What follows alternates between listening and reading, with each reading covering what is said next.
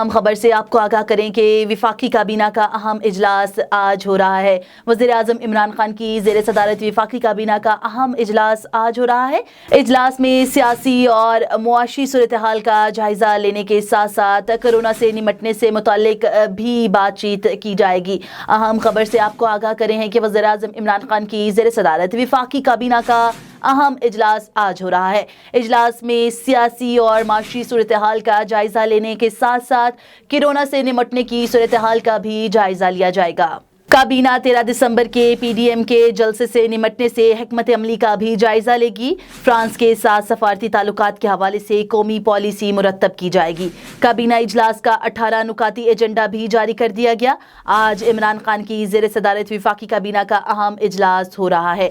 FESCO, Hesco, आइस्को, LESCO, PESCO और KESCO के नए बोर्ड्स की मंजूरी भी एजेंडे में शामिल है।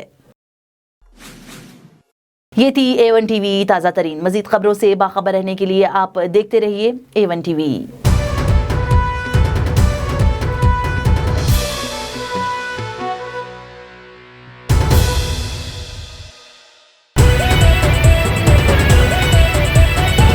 A1 टीवी, सब पे नजर, अंदर की खबर।